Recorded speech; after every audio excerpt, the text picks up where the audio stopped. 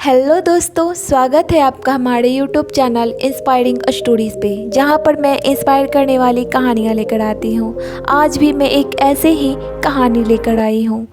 हमारे बड़े हमसे हमेशा कहते हैं कि हमें अच्छे कर्म करने चाहिए, क्योंकि अच्छे कर्मों का फल सदैव अच्छा होता है। कैसे, आइए जानते हैं इस कहानी से। लेकिन इससे पहले अगर आप मेरे चैनल पर नए आए हो तो मेरे चैनल को सब्सक्राइब एंड वीडियो को लाइक ज़रूर कीजिएगा। आइए शुरुआत करते हैं। एक भरा पूरा गांव था, बहुत सुंदर। चारों तरफ हरियाली ही थी। पेड़ पर पक्षी चहचहाते और खेतों में बैल पशु एक दूसरे के साथ खेलते। इसी गांव में दो मित्र थे, राम और श्याम। दोनों के बीच अच्छी मित्रता थी। वे बचपन में ही एक दूसरे के साथ बहुत खेलते हैं और बड़े हो जाते हैं। इसके बाद दोनों ने अपनी पढ़ाई पूरी की। दोनों पढ़ लिख कर गाँव में ही एक अच्छे किसान बनना चाहते थे। दोनों ने खेती की शुरुआत भी की।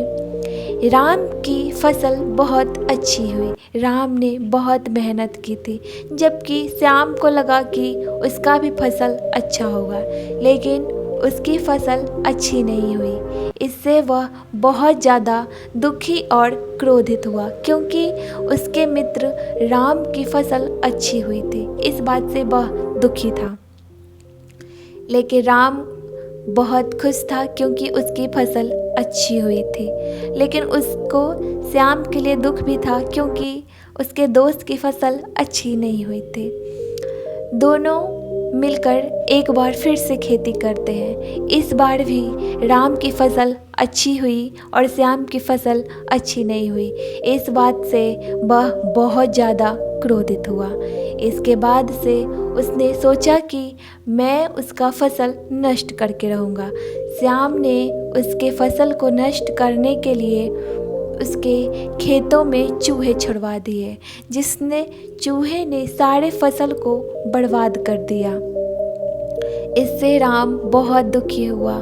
राम को पता नहीं था कि ये सब श्याम ने किया है, लेकिन फिर भी वह हार न मानते हुए एक साल फिर से वह कोशिश करता है। और उसके बाद श्याम ने भी फिर से कोशिश की, लेकिन नतीजा वही हुआ कि फिर से राम की फसल अच्छी हुई और श्याम की फसल खराब।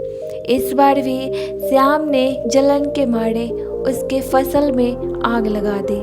राम को पता नहीं था कि ये सब कौन कर रहा है। वह बहुत दुखी था, क्योंकि हर बार उसके फसल को श्याम किसी न किसी तरीके से बर्बाद कर रहा था। फिर से तीसरी चौथी बार दोनों ने मिलकर फिर से खेती की शुरुआत की, और इस बार राम ने ठान लिया था कि इस बार वह फसल बर्बाद नहीं होने देगा। इसलिए वह दिन रात खेतों में ही लगा रहता था। रात में भी वह खेतों में ही ठहरता, लेकिन यह बात श्याम को पता नहीं थी। फिर से उसने चूहे को ले जाकर उसके खेत में रखने की योजना बनाई, लेकिन राम तो रात में ही खेत में ही था। जब श्याम चूहों के लेकर उसके खेत में गया तो देखा कि राम अपने खेत में ही है। इस बात से वह बहुत ज़्यादा क्रोधित हुआ। लेकिन जब राम की नज़र श्याम पर पड़ी तो वह मुंह छिपाते हुए भागा, और भागते भागते वह चूहे उसके ही खेत में गिर गए।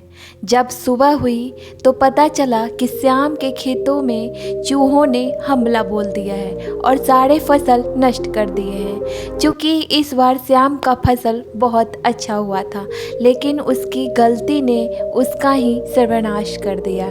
इसलिए कहा जाता है कि हमें सदैव अच्छे कर्म करने चाहिए। अगर इस बार वह यह नहीं करता तो उसका फसल भी शायद अच्छा होता। यह बात जब राम को पता चली कि उसके खेत में श्याम ने चूहे भेजे थे, तो राम तो बहुत दयालु, राम ने उसे माफ़ कर दिया, लेकिन श्याम के पास अब पछतावा के अलावे कुछ नहीं बचा था। कैसी लगी कहानी हमें ज़रूर बताइएगा। धन्यवाद।